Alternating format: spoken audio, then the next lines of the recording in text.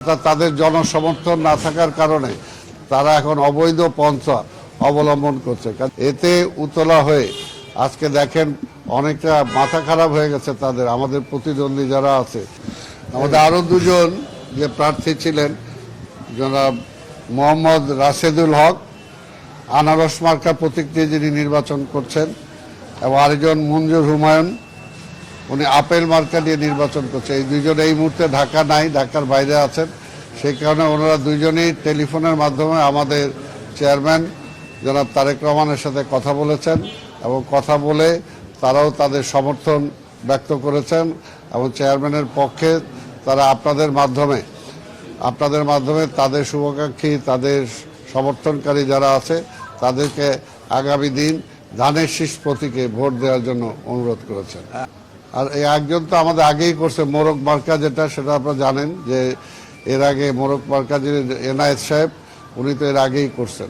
অর্থাৎ আজকের এটা প্রমাণিত যে আজকে দেশের বেশিরভাগ মানুষ বা দলমত আজকে আমাদের নেতা তারেক রহমানের পক্ষে বা বিএনপির পক্ষে তারা সমর্থন ঘোষণা করছেন। এতে উতলা হয়ে আজকে দেখেন অনেকটা মাথা খারাপ হয়ে গেছে তাদের। আমাদের প্রতিদ্বন্দ্বী যারা আছে বিভিন্ন জায়গায় দেখতে পাচ্ছেন যে কিভাবে টাকা পয়সা নিয়ে আজকে কি ধরনের ঘটছে। দুই একটা তো মিডিয়া আসছে, বাকিগুলোতে মিডিয়া আসে নাই। আমরা এর আগেও বলছি যে আমাদের এখানে বস্তিগুলোতে কিভাবে তারা টাকার মাধ্যমে ভোট কেনার জন্য চেষ্টা করেছে।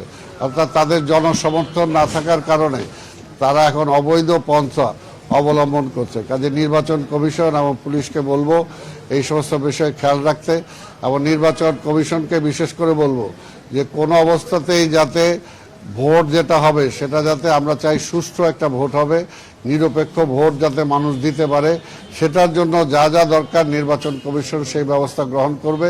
কোনোভাবেই যাতে কোথাও কোনো অবৈধ কোনো কাজ না ঘটে, এবং তারা একটা বিশৃঙ্খলা যাতে সৃষ্টি করতে না পারে, সেটার জন্য আমরা জনগণকে আহ্বান জানাবো, এবং নির্বাচন কমিশনকে আহ্বান জানাবো, এবং আমাদের শৃঙ্খলা বাহিনী যারা আছেন তাদেরকেও আহ্বান জানাবো।